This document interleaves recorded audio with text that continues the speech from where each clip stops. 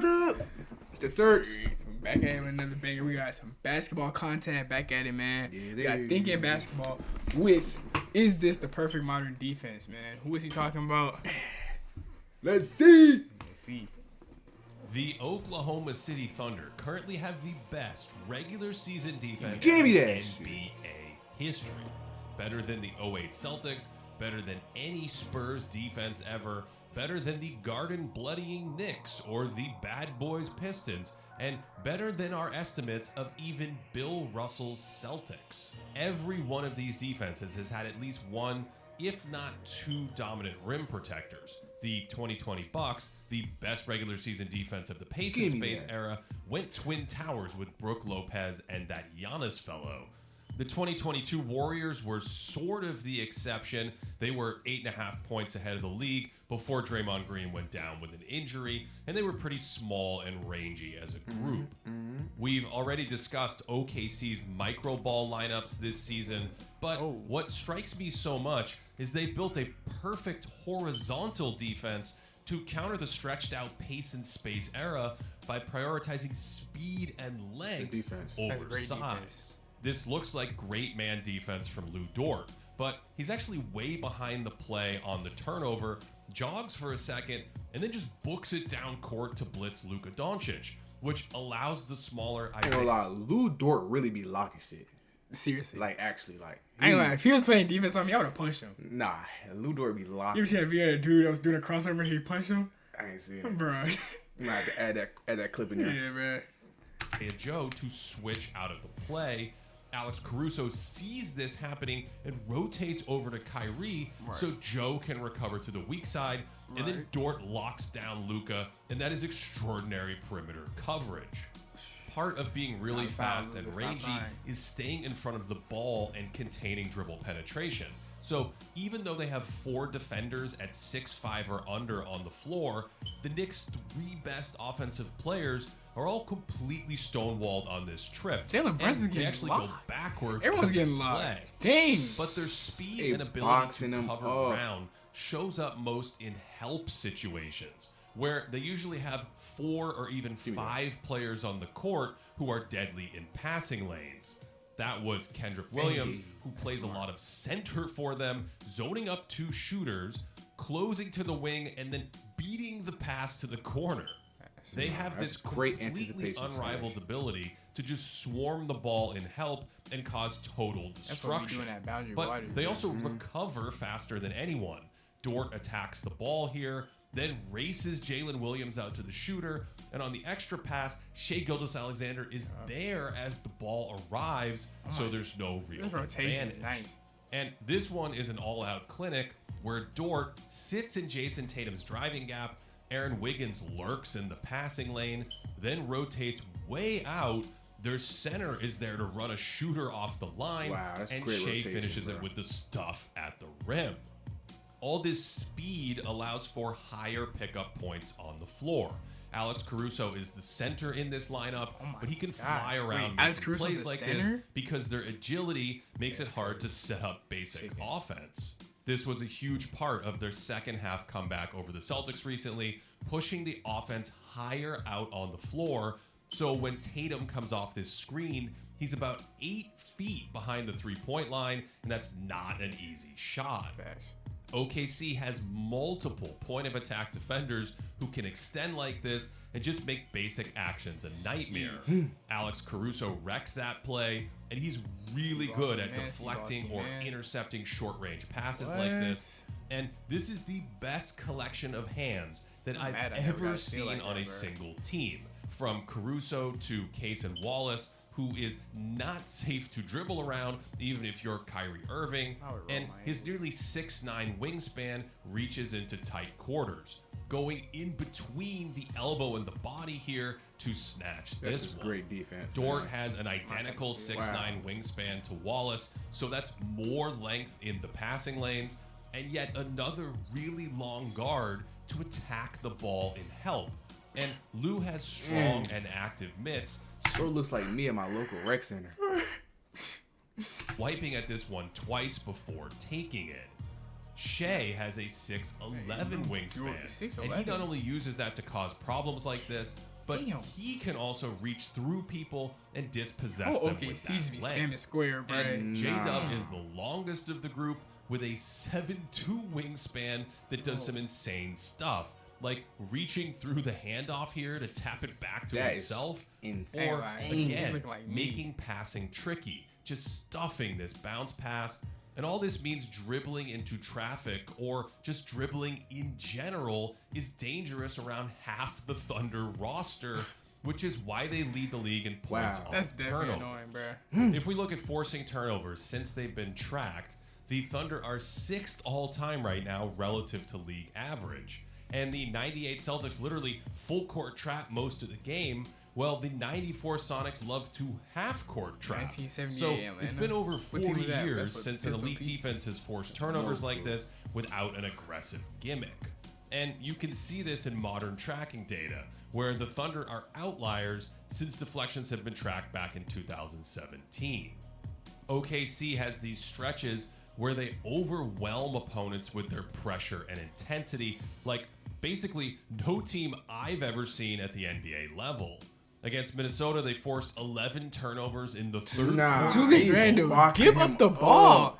Yo, I've never seen nobody get ripped. Like, you know how we get ripped, like ball fumbling? Yeah. Bro, you would just pass the ball after the first one? Yeah. Or maybe the second one? Yeah. Bro, look how many times he almost got ripped. Like, basically, and kept trying no to dribble. team I've ever seen at the NBA 2, level.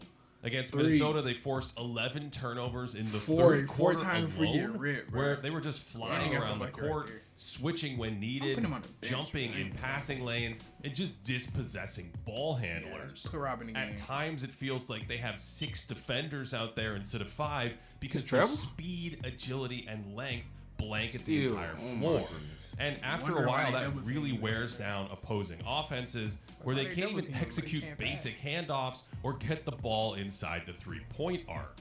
Remember, all this happened at once in the same quarter against a playoff team that literally struggled to move the ball inside the three-point line, which gets us to the counterintuitive reason that this small and swarming defense has the Thunder in position to win the championship.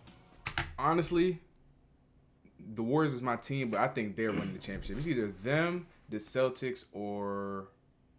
Yeah, it's either them or Celtics for me. Facts. So far, we've discussed Oklahoma City's speed, pressure, and unmatched ability to force turnovers. But there's a surprising byproduct to their horizontal game that's been sitting right under our nose. It's really hard for teams to get the ball into the paint. Nearly every play we've reviewed thus far has ended before the offense touched the lane, and only 2 made it all the way to the rim.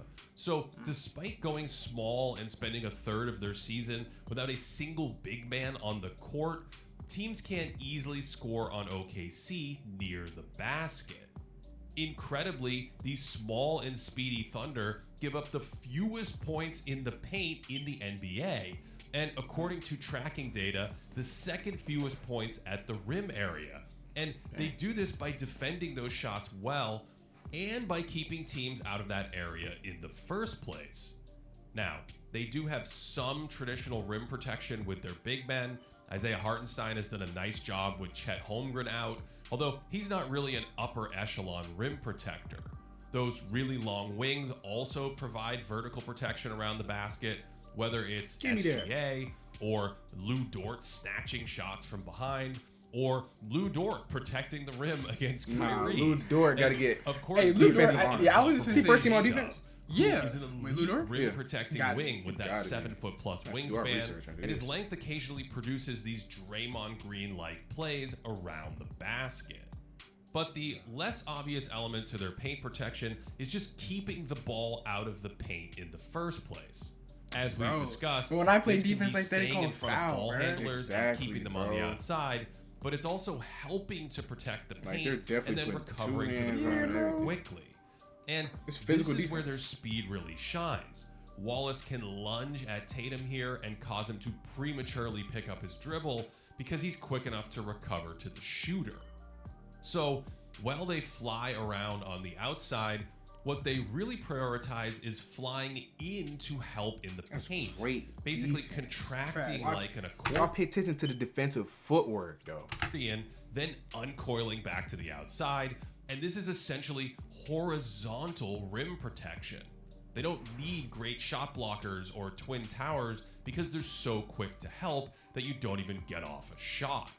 They excel at the non-vertical ways to protect the basket, whether that's good team positioning or using their destructive hands to prevent a shot from even going up.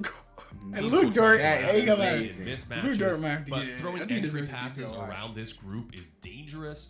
And again, this comes back to their agility and speed, recovering back to the paint quickly, you gotta or love defense to closing like a this, driving gap by pouncing like cats to smother the ball down low. Right now, they have 5 of the top 16 defenders in the entire league, according to estimated plus minus. 6 if you include Chet Holmgren. And their 9th best defender in this stat is Dort, who's probably a little underrated here and might make an all-defense team after narrowly missing last season. He missed last season. Now he definitely needs one. Subtle component to this success. The Thunder are a difficult team to effectively screen. Dort went through that pick like he was walking through a cloud. Great basketball. And we saw this play earlier where Jaylen Brown fumbles it away for a turnover, but it doesn't happen without Kenrich just slingshotting around this pick and staying glued to Brown. So this is a team with a ton of players who will fight through screens. Then most of the roster can just switch without creating a mismatch. That just completely nullifies any advantage for the Celtics here. And again, the ball never breaks the three-point line. Philosophically, the Thunder want to fight through most screens to neuter them, but they're also an incredible switching team, almost dictating the terms of the switch. So the Did you see that deflection he just did? He just went backwards. Nah, he's advantage Spider-Man, on bro. the roll or on the ball, and so the incredible switching that is next team, level, bro. almost dictating the terms of the switch. So the offense has no advantage. He just get a on no-look the roll steal or on the ball, and they keep them out of the paint again. Their positioning and communication on their switches is just so sound. Where on a play like this, Dort's fighting the screen. Kenrich sees his position and perfectly switches to kill the action. Then, when they try another 3-man action, Kenrich blows it up without a switch, and all of this just Kenrich be playing defense. They're always so coordinated as a unit. Dort is sagged off his man to help on this handoff, then starts barking at J-Dub to switch the incoming screen, and Ivica Zubac panics by throwing the ball into his own face. Somewhat understandable. And this one's a perfectly executed triple switch with Kenrich taking the ball, Wiggins taking Kenrich's man, and J-Dub spinning around to take Wiggins' man, and then they try to post a smaller player, so Dort helps out to get it down low. Peel switching is basically a walk in the park for them, so this defense is as modern as they come. They'll play 5 smalls, stick Dort and Caruso on centers, and they'll even start a possession in a zone, then switch to a man in the middle of the possession. And this is just next level coaching that requires a really aware group of versatile defenders who can communicate well and are always on the same page. So, and people be like, oh, offense is better, defense, bro, this is pure entertainment, bro. Facts. I'm not gonna lie. Facts, bro. The league got to let people just play like this, bro, and the ratings will go back up. Scheme mirrors their personnel. Switch when needed, help a ton in the paint, know your opponent's scouting report, then swarm around to help contain the ball while quickly recovering to the perimeter and also create pressure at every opportunity. They can vary their matchups constantly, they know when to help, and this play just sums it up. We looked at Cleveland's great movement on the NBA's channel this year, but the Thunder help and recover over this screen, then linger to attack the dribbler while a wing protects the basket. And because Shea's in the paint, Williams instantly rotates out to his man in the corner, and at this point Shea would normally recover to Jalen's man, but he hangs out in case there's penetration to the rim, so Joe just sprints to the wing instead. Another defender slides to Joe's man, and Caruso bumps out to the wing, and now everyone's fully covered. And Karis LeVert is like, please come help me. And then Caruso just takes his lunch. That's insane. When we include the playoffs, the 2004 Pistons have the strongest argument for best defense of the three-point era. But they were never stretched by today's spaced out offenses. OKC's also had some good shooting luck that will likely regress to the mean. But they do prioritize stronger shooters, and it's not easy shooting against their physicality and pace. So it's too early to say where this defense ultimately finishes, but Mark Dagnall has implemented a cutting-edge modern scheme that bends and flows with his quick, versatile group of high IQ defenders. And despite going small, they're somehow at the top of the league in paint protection. So yeah, I think this just might be the perfect blueprint for a modern NBA defense. To support this channel, patreon.com. That's nice, bro. That's nice. Great video thinking basketball. Hey, appreciate you, man. Amazing. That's definitely fire. The Thunder, definitely a top 3 team in the league. I ain't gonna lie. I want them to win the chip. I actually want Shea to win the chip. He definitely should get MVP though, for sure. Facts, sure. I ain't gonna lie, no doubt about it. And I ain't gonna lie, I'm not trying to see the Celtics win again, so yeah, I got Thunder. No, I got the Thunder too. Yeah, Thunder, I ain't gonna lie.